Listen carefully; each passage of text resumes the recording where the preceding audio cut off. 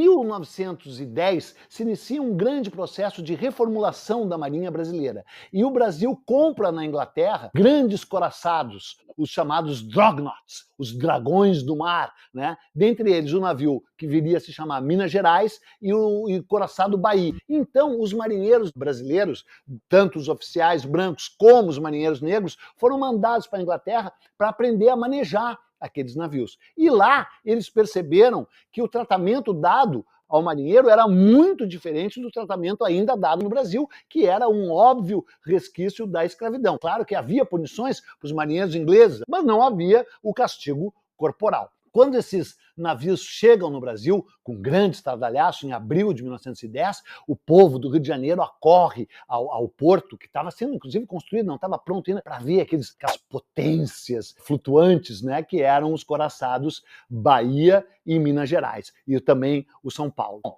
o fato é que, no dia 16 de novembro de 1910, um dia depois da posse do Marechal Hermes da Fonseca na presidência, um oficial do navio Minas Gerais resolve punir um marinheiro chamado Marcelino Menezes, porque ele tinha sido visto por um cabo delator, dedo duro, entrando no navio com 2 garrafas de cachaça.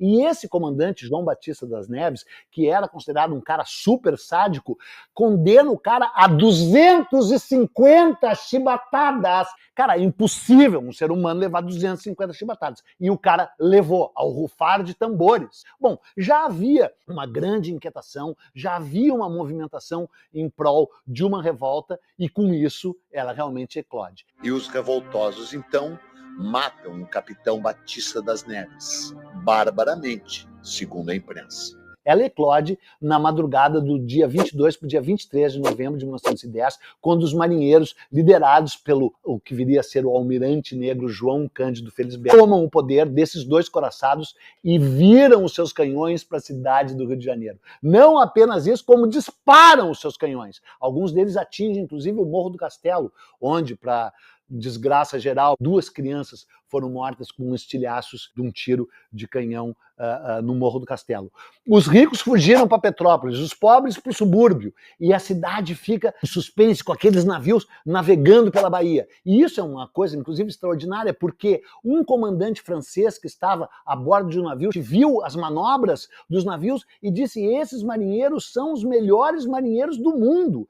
Depois tinha um repórter do New York Times que acompanhou e também disse que as movimentações desses navios por meio da Baía de Guanabara, passando pela Ilha Fiscal, passando pela Ilha de Villeganhon, se postando em frente ao Palácio do Catete, que eles ameaçaram bombardear, eram simplesmente incríveis. Eles nunca tinham visto, os 2 disseram isso, que nunca tinham visto os navios fazerem evoluções náuticas tão impressionantes quanto aquelas.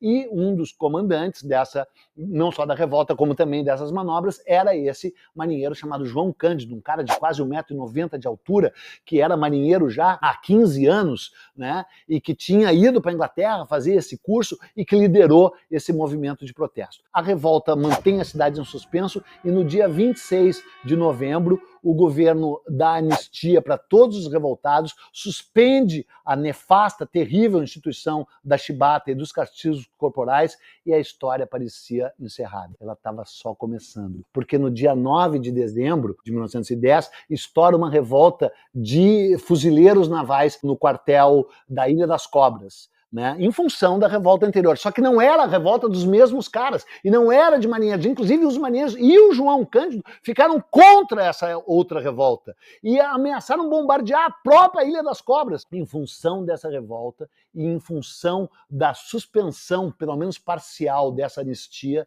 um monte de marinheiro começa a ser expulso da Marinha, e alguns deles, entre eles o João Cândido e mais de 17 outros marinheiros, são presos na noite de Natal, 24 de dezembro de 1910, e postos numa cela minúscula na Ilha das Cobras. Essa cela tinha sido lavada com água e cal para supostamente desinfetá-la. Mas era uma cela, uma solitária, onde deveriam caber 4, no máximo 5 pessoas. E botaram 18 pessoas lá dentro. E trancaram a chave. E aí, cara, quando a água evaporou, o cal, a poeira do cal começou a subir e os caras morreram asfixiados. Dos 18, morreram 16 Só o João Cândido e um outro marinheiro sobreviveram.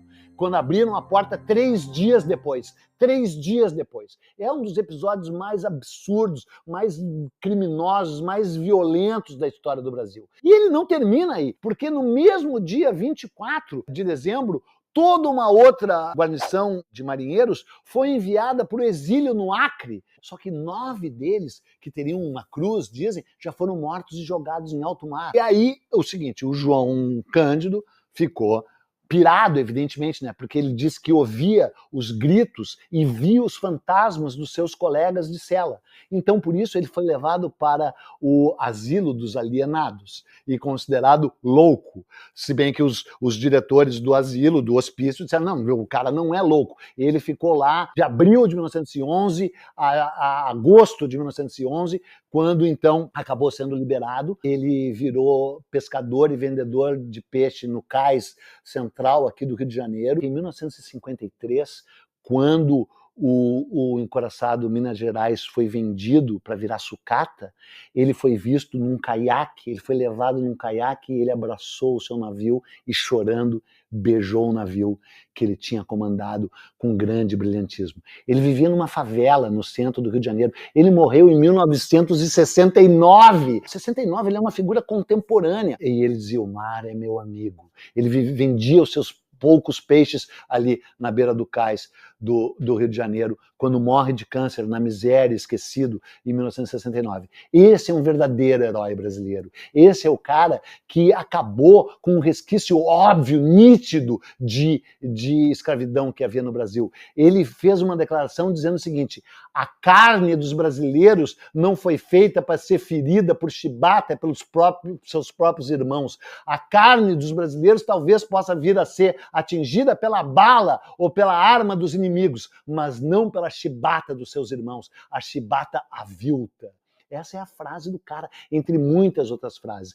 Então, embora essa revolta ainda seja estudada no colégio, é um episódio que a gente tem que saber e conhecer mais, porque é o seguinte, cara, esse ainda é um país vil, sórdido e ímpio, e que precisa se tornar mais digno e decente. E o único jeito de torná-lo decente é conhecendo a sua história.